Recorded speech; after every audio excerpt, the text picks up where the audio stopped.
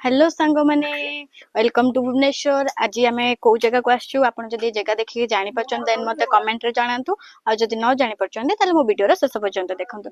Actually आज आम आसी जाइतलु गोटे फूड स्टॉल को आ जोटा थिला भुवनेश्वर रे ए फूड स्टॉल देखि जानि परतो एटा बहुत बड़ फूड स्टॉल दा बोली आ एठी मु भी फर्स्ट टाइम पे आसी छी आ भाबिले एटे ए फूड स्टॉल दा आपन सहित भी शेयर करछि मे भी आपन को एटा आगु हेल्प करि पारे। एक्चुअली सांग मैंने ये बहुत आराम से आपन पॉकेट फ्रेंडली प्राइस रे ही सब खाइबा पाई जिवे। आ आज हमें कौन कौन ट्राई करथुल आपन आसंत वेट करंत हम सहित देखंत आज हमें कौन कौन एठी खाउछो। एटा फर्स्ट हमें खाइतलु गोटे बाली प्रॉन आ टेस्ट भी ओके थिला बट क्वांटिटी टिके मते एठी कम लागिला।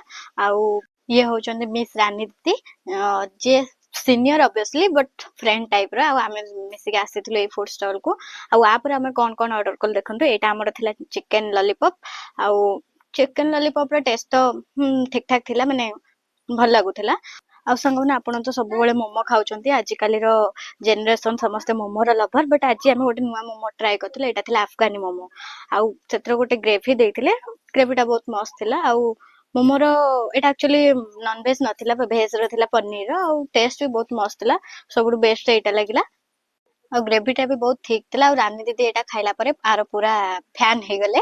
आ तापर हमें ऑर्डर कर chicken cheese sandwich uh Mughlai paratha a test भी समस्तंगर बहुत बढ़िया थिला। आ आपण एठी निश्चिंत आसंतु आ एठी टेस्ट करंतु आ एठी बहुत टेस्टी खाइबा भी मिलुची आ आपण खाइ के बहुत मन खुशी रे जानतु। आ संग माने जदि एटा को प्लेस जानबा को चाहते मो कैप्शन टा को चेक करंतु।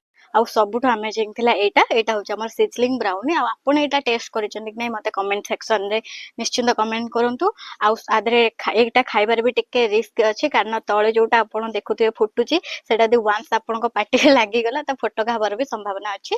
एक्चुअली एटा होचे गोटे चॉकलेट को मेल्ट करा है कि गोटे मेटल रे दिया जाय छे तो एटा को हमकु ए आइसक्रीम सहित मिसई के खाइबार अछि। आ एमते हमर पूरा खाइबाटा सरी गला। आपण बिल्कुल भी हम पेटरे पसिबेनी नहला हम पेटटा खराब होबार संभावना अछि। आपण निजे आसी खाइ के जातु।